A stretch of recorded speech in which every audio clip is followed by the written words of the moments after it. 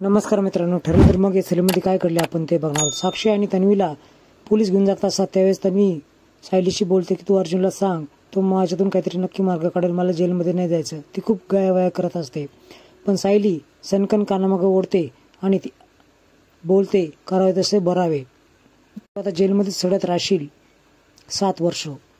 महिपत आणि दामिनीमध्ये खूप बाचाबाची चाललेली असते। महिपत तर डायरेक्टच चाकू तिच्या गळ्याला लावतो। दामिनी खूप घाबरलेली असते, तो तिला धमकी देत असतो। त्याच वेळेस तिचा जीव वाचवण्यासाठी ती बंदूक त्याच्यावर रोखते आणि स्वतःचा जीव वाचवते, पण ती खूपच घाबरलेली असते। मधुभाऊ कुसुम आणि सायलीला जवळ करतात आणि अर्जुनच्या पाया पडायला लागतात। त्याच वेळेस एक मुलगा म्हणून तो देखील त्यांच्या पाया पडतो।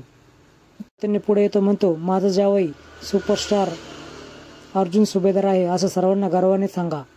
त्यावेळेस सगळेजण हसू लागतात। मात्र रविराजकडे जाते। जवळचं कोणी जेलमध्ये असेल तर स्वतःच्या मनाला काय वाटतं याची जाणीव मला आहे। रविराज खूप निराश असतो, खूप वाईट वाटतं, नर्वस होऊन ते त्या ठिकाणून निघून जातात। सुभेदारांच्या मनात खूप नैराश्य असतं, ते घरी असतात। सर्वांना तन्वी सोबत घातलेले क्षण आठवत असतात। अश्विनला कळाले असतं की तन्वीला शिक्षा झाली आहे, तो खूप बावचळल्यासारखा वागत असतो। रविराजला विचारतो तो, काका काय झालं हे, तन्वीला कशी काय शिक्षा झाली? त्यावेळेस अश्विनला टाळून प्रतिमा कशी आहे असं विचारून ते निघून जातात। सुभेदारांच्या घरी चक्क सायलीला देवापुरचा दिवा लावण्याची परवानगी पूर्ण आजीकडून मिळते आणि ती हक्काने मिळते, थोरली सुनबाई या नावाने। तर असे नवीन अपडेट बघण्यासाठी चॅनल सबस्क्राईब करा, बेल आयकॉन दाबा। व्हिडिओ पाहिल्याबद्दल धन्यवाद।